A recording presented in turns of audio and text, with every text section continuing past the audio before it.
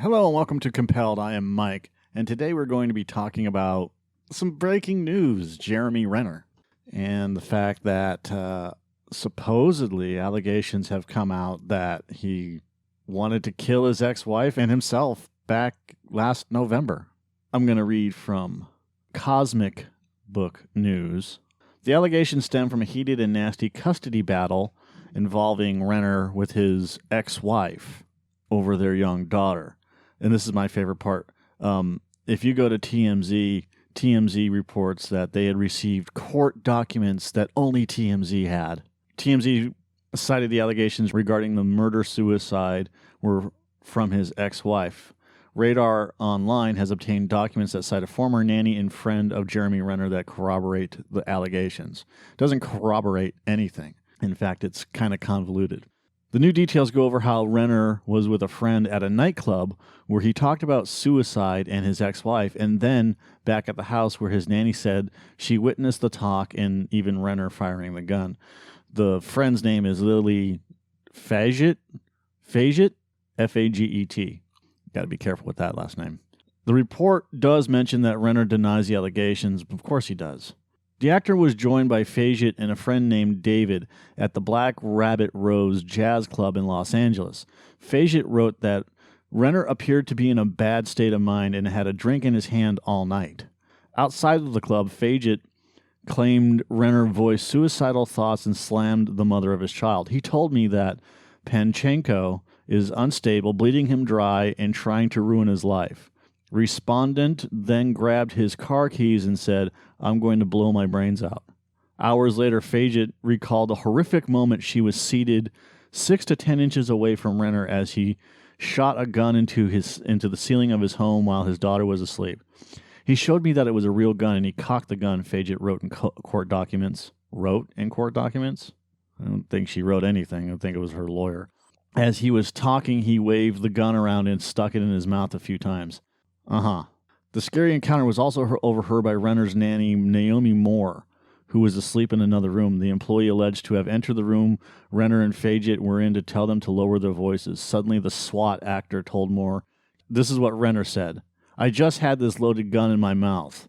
My first instinct," she says, "was not to move any closer as Renner appeared very drunk and had a gun in his hand." The employee then exited the room to check on his daughter, Ava, who was 5 years old at the time. The nanny then claimed to overhear a loud crack referencing the gunshot. Later, Renner entered Moore's room to inform her that he pulled the trigger because of her, she claimed. "Do you think if my blood and brains are all over the bedroom floor, do you think you'd be living this lifestyle in this mansion?" Obviously, Renner's going to deny all this stuff and says his ex-wife is sexually disturbed and wants a quick cash grab, and brings about the false accusations only when he has new projects in the works. Of course, now we have all these other reports and rumors that Marvel fans call for Jeremy Renner to be replaced. Disney exploring options for replacing Jeremy Renner. Alleged suicide attempts and nude photographs used against actor in ongoing custody battle. This is why the Me Too movement needs to end. Because people will just jump on this shit. I'm jumping on it because I'm trying to point out that this is fucking dumb. This shit is stupid. If this was such a big problem and he had a gun, why didn't they call the police? Especially if he had a gun in his mouth. And this happened a year ago. And now it's just court documents that said this has happened. He discharged a firearm in his own home and nobody called the police. The nanny didn't call 911. He discharged a gun in his house with a child in it. This is a problem. And then, of course, the counter argument is, we have all these Hollywood fixtures and all this other shit. But if all these things are coming out now, and his friend is saying, he was distraught. He had a drink in his hand all night. Yeah, so what? He may have had the same drink in his hand. We don't know. We don't know anything that's going on, and all of a sudden, we have to kick him out because he's harmful and he's a bad man. He's a slut shamer. We don't like him because he can say stuff that we get offended about because, he was talking about a fictional character and talking about how, they're being sluts on, with all the other people in the Avengers team. This is dumb. This is like firing James Gunn for tweets. According to recently filed documents in the case of Jeremy Renner and his ongoing custody battle with his ex-wife, Sonny Pacheco, those are very important words right there, ongoing custody battle, because this is nasty and a kid is involved. So they've already put the kid in the middle. A nanny and a friend of Renner's, how much of a friend is this person if she had to file court documents against him, claim that Renner attempted suicide and are corroborating Sonny's claim that Renner attempted suicide. While Renner has claimed that Pacheco routinely sent nude photos of Renner to lawyers and evaluators in an attempt to embarrass him. Pacheco stated that on the night of November 15, 2018, Renner put a gun in his mouth threatening to kill himself and fired the gun into the ceiling while his daughter was asleep in her bedroom. So she was there, Lily Faget was there, and the nanny was there.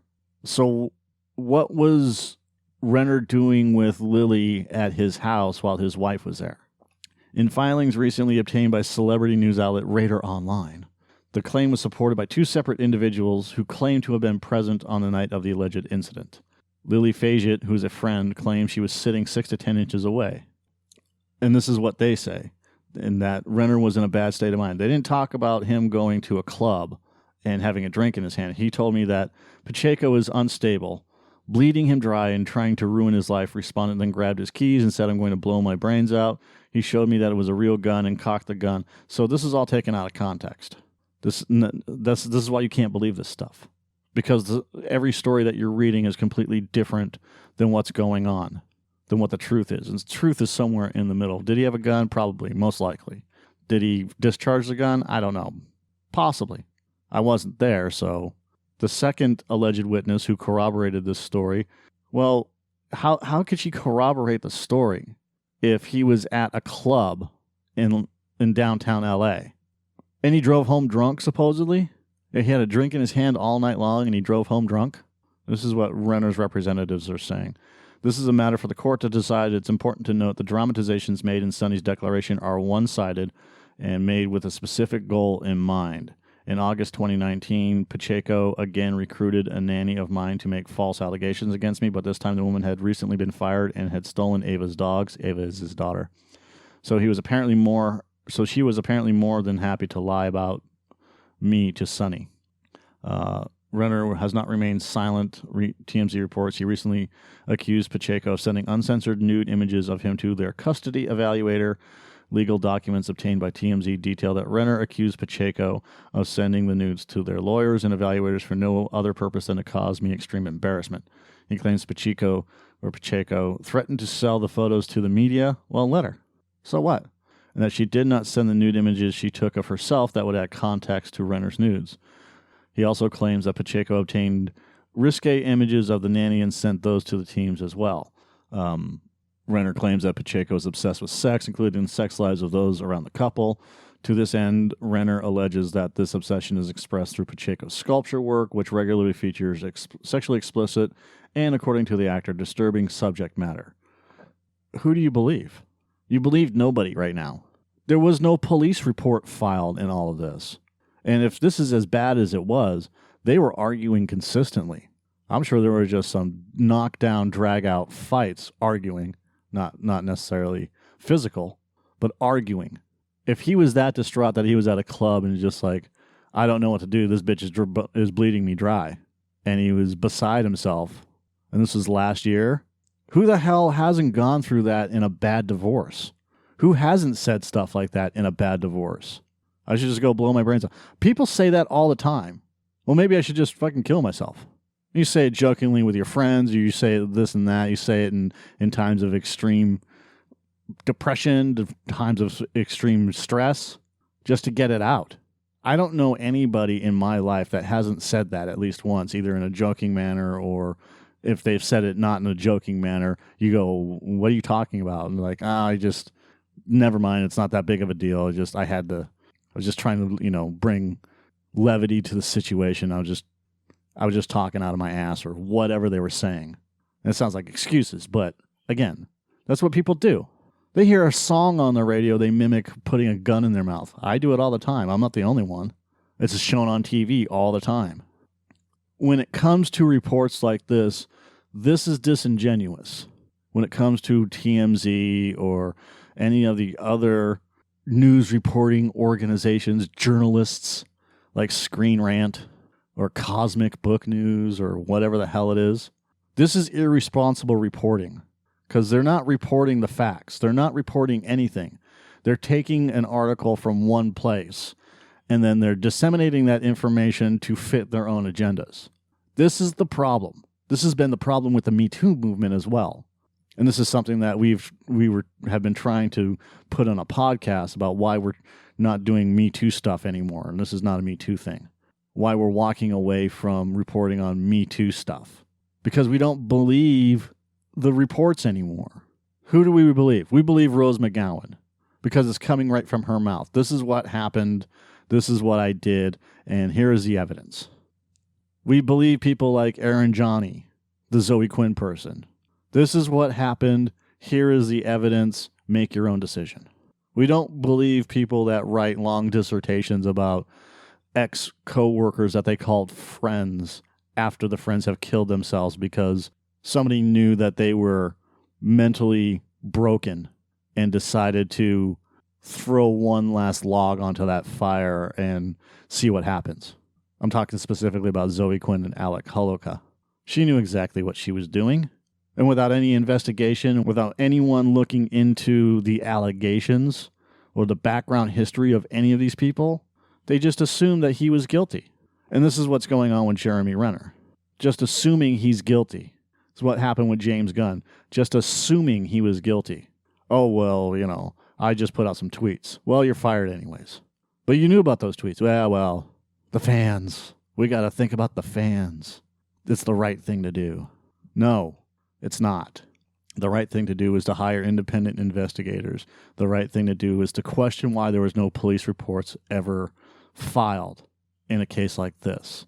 The right thing to do is to stand up and stand behind people like when you hired James Gunn and say, we already knew about this stuff, so it's a non-news story. And cut this shit off at the pass. We aren't dealing with real journalism anymore. We're dealing with sound bites and 5-minute articles that spread like wildfire because one news organization who has been at the center of all this controversy in the first place, this TMZ organization where everybody fucking hates it, but they sure as hell legitimize it. Well, it came from TMZ. It must be real because they ask the hard-hitting questions like asking an alcoholic how long it's been since they've had a drink, like Robert Downey Jr. or Eddie Van Halen. Or why do you still smoke? For people that have quit, celebrities that don't smoke anymore but have been caught having a cigarette or something like that. Why are you still smoking? These hard-hitting questions. Paparazzi. Just invading everything. Well, we got this information. We know that this is true. Or according to TMZ, documents that only TMZ obtained. Or that only they have. In fact, I'll read the story from TMZ while we still have time. While the case goes on to talk about Renner's rumored emotional abuse, as well as his struggle with substance abuse, the information is all still coming out from court documents that apparently only TMZ has seen. What does that tell you? How is it possible that these court documents are available, but only TMZ has seen them? And if there's somebody in the court system that's leaking these documents, well, then that's a super problem. Because what if they're only leaking specific parts of those documents and not the whole thing? Like just the quotes from Jeremy Renner. I'm sorry, just the quotes from Pacheco about Jeremy Renner. Because they don't like Jeremy Renner. Because they're a fan of Marvel or whatever and think that Jeremy Renner needs to be replaced because of politically correctness. Clint's character, Hawkeye's character, is deaf, and there's been videos and outcry about replacing Jeremy Renner because they don't have deaf representation in these movies. I mean, I've had enough. I've had enough with this special interest shit. I've had enough with these fake news organizations claiming to be legitimate news organizations. We have hundreds of these news channels dedicated to celebrity gossip, a current affair. Just look at what the fuck is on YouTube. Celebrity gossip. The problem with this, the problem with that. I'm never going to go see this movie. No one's going to go watch the new Star Wars movie. Yeah? Have you tried to get tickets for Star Wars? It's already broken box office records for pre-sales. Nobody's going to go see that movie. I've gotten off subject. But my point is this. When you have people just putting down their thoughts, present company included. When you have people putting down their thoughts and saying, hey, this, and we're just as guilty of this in the past. If you go and look at or listen to our past videos about Chris Hardwick, if you go and listen to our past videos about Bill Cosby or not George Takei, we were kind of on the outs with, going through the end of Me Too with the George Takei thing. Kevin Spacey, where it was just all rumor and innuendo, and hearsay. There was no court documents filed. And then we come to find out that most of these stories are fake. Most of these stories are bullshit because they're just trying to, we'll take Chris Hardwick in this case. Is Chris Hardwick an asshole? Yeah, of course he is. He's a businessman. Businessmen are assholes. Business people are assholes. They have to be to protect their own interests. Did he do what he did? Probably. But there's, no police reports were filed. Nothing from the hospital was filed about inappropriate behavior or anything else like that. It's all hearsay. But did he do what he did? Who knows? There was a quote-unquote investigation done that he came out on top of. Exonerated, if you want to call it that. The same thing with Bill Cosby. Did he do what he did? Probably. There's evidence suggesting that he did. But the main person, Andrea Constand, that accused him, turns out that she also visited him on a consistent basis. She would call him, she would text him, she would email him, she would give him gifts in person, she would make excuses to go see him at his house. This is the same person that cried rape and being drugged, all to get her name out there to make money, to write a book, or to do this or to do that. It's documented. Kevin Spacey, the kid that Kevin Spacey allegedly had an affair with in Nantucket. Turns out that kid wasn't at the party because he was invited to the party. Turns out that kid that was at the party, the son of a Boston TV anchor, was working the party. And that he had met Kevin Spacey under false circumstances because he had he had a fake ID and he was a bartender. That's the story I heard. I'll even post a link to the story from Diana Davison. She talks specifically about what happened with Kevin Spacey and why we can no longer believe these stories until the actual proof comes out. This is the problem. This is the problem with today in the news and media. We've been so massaged by all this stuff, and slowly it's transformed from the Walter Cronkite generation to the TMZ generation, where it's just sound bites and hearsay and some guy giving his opinion of the piece and manipulating everybody's thought process during this whole thing. I want you guys to go and check out. And if I'm wrong, I'll admit I'm wrong. But I'm not here to tell you how to think. I'm just here to report what I'm seeing and call out the bullshit. Because let's face it, this is bullshit. But I could be wrong. Have a good day.